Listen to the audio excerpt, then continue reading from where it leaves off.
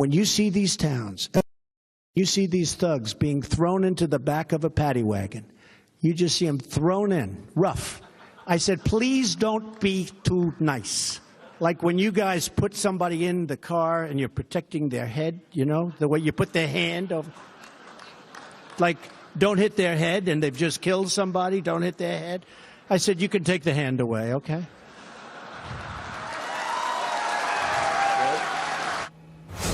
President Trump gave a speech calling for a crackdown on the violent, murderous MS-13 gang. That was last week, and the press today accusing the White House of joking about police brutality.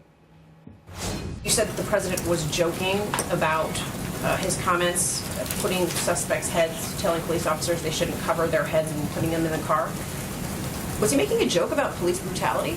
Not at all. I think you guys are jumping and trying to make something out of nothing. He was simply making a comment, making a joke, and it was nothing more than that. Sarah, what's funny? Should he apologize for that joke? Immediately after the president made those remarks to officers of the DEA, telling them to disregard them and saying he had an obligation to speak up when something wrong happened. It wasn't a directive. It was a joke. There's a very big difference. Joining me now, Milwaukee Sheriff David Clarke. Okay, the president was making a joke. A lot of people, Sheriff, by the way, good to have you on the show. You see the journalists there reporting on it. Lots of focus taken away from the violent gang. They machete and they hack people to death. Again, a distraction due to what the president said. The Suffolk County Police Department did not like what the president said. They said in a statement, as a department, we do not and will not tolerate roughing up prisoners.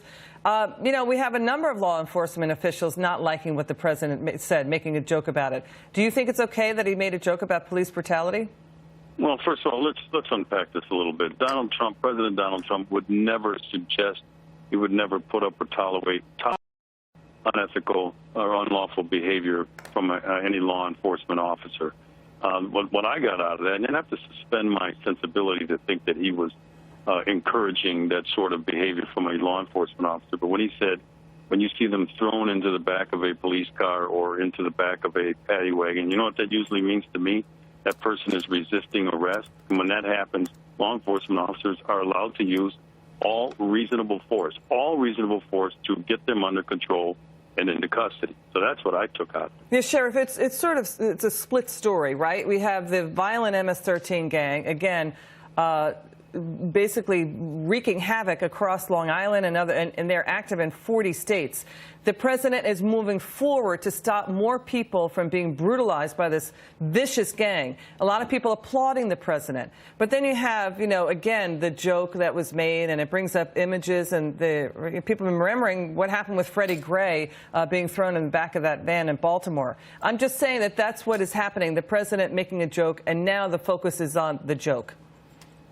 Well, I didn't see Freddie Gray being thrown in. You know, he went limp, and they put him up into the wagon. And, you know, people can watch the video if they want and come to their own conclusions. But look, like you said, this MS-13, this very violent,